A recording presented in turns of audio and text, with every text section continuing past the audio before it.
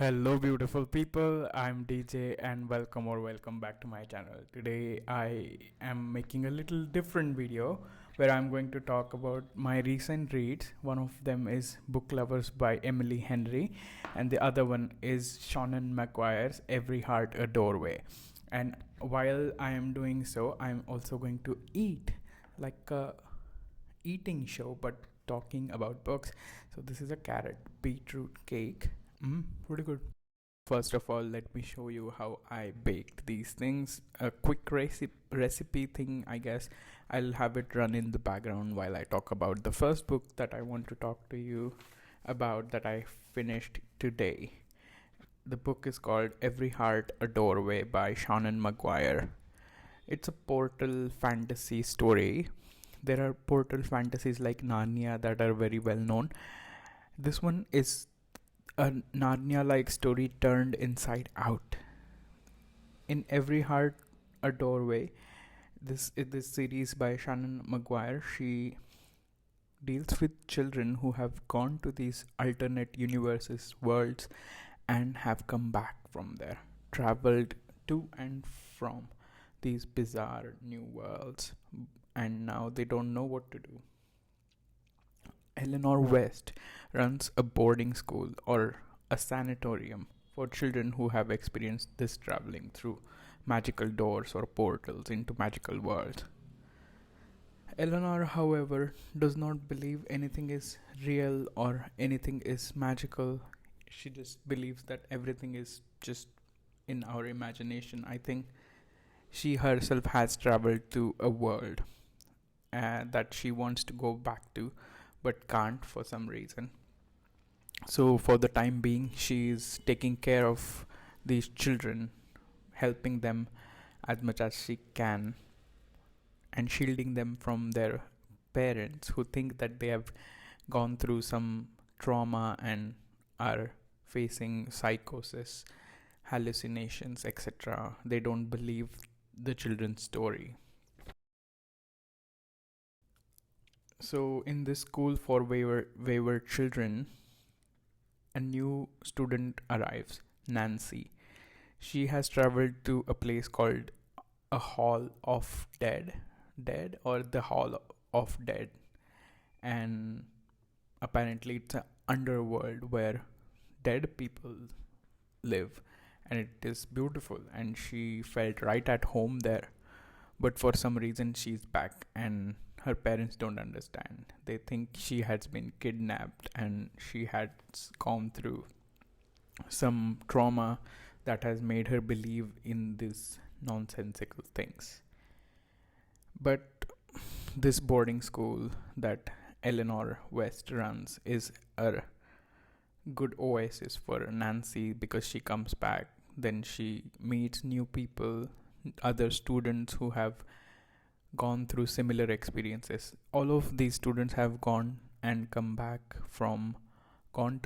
back from different parallel universes or worlds, but they can understand each other because they have shared these experiences that not a lot of other people in the world have. They sort of find each other. There is a found family aspect in the story which is very comforting.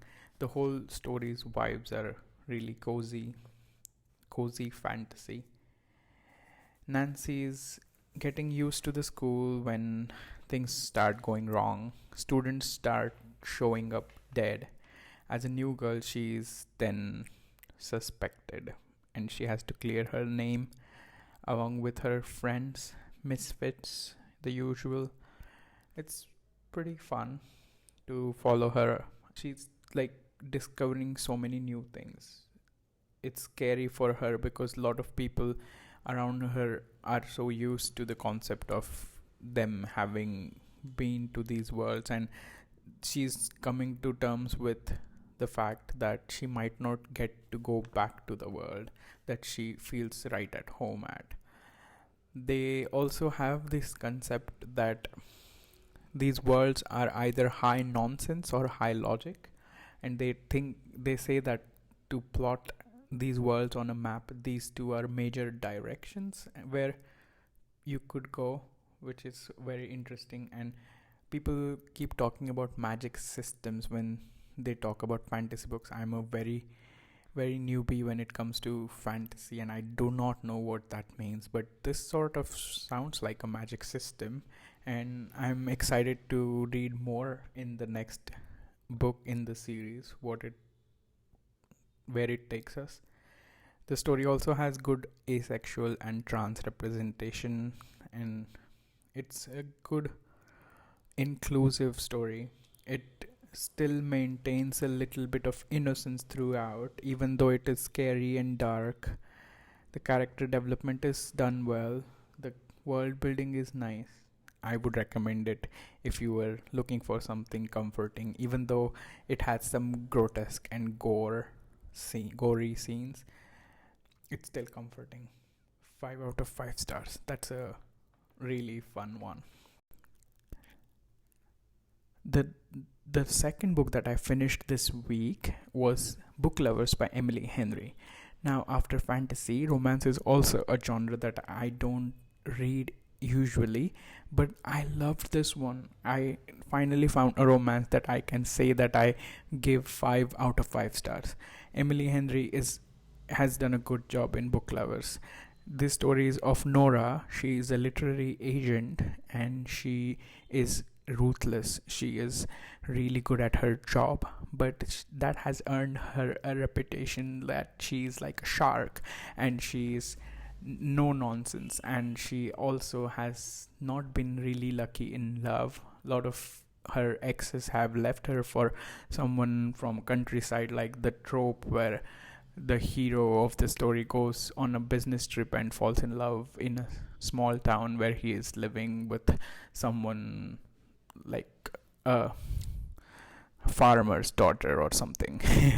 And this Nora is the woman who is a city person who gets left behind in these typical stories, but that's all fun and games until that keeps happening to you again and again, and she's stuck in that role. And then she has this person who she works with sometimes, who is a literary editor called Charlie Lastra, and they don't get along. They are both kind of prickly and they don't really like each other, but somehow they end up together in one place. It's a forced proximity kind of trope, I think it's called. Again, I'm not really sure what I'm doing in the genre of romance also. I really like the fact that they started as rivals, or not rivals exactly, but someones who don't like each other, but then they grew to like each other. And the other important relationship is that of Nora and her sister Libby.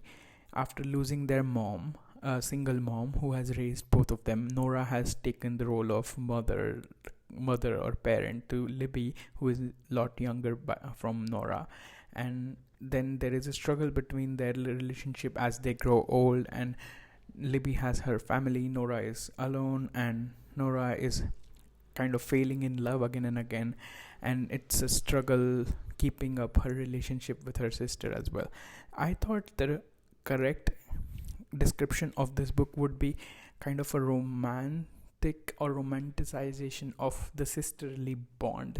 Like, I don't know, it sounds weird, but rather than the main romantic relationship being super sappy and romance heavy, the sister relationship is sappy and kind of heavy, and it creates all the drama, and then all these things happen, and both of these people, Charlie and Nora, are really insecure about how they are not what their families expect them to be, and through that they kind of come to rely on each other and reassure each other that they are enough, and they fall in love. And then there is a conflict whether to live in the New York City or in the small town, and it's like there is another layer of drama there. It's cute, it's fun, you should check it out. So that was it about these books that I read. If you have read them, then let me know your thoughts about them, and I'll see you in the next video. Until then, take care. Bye bye.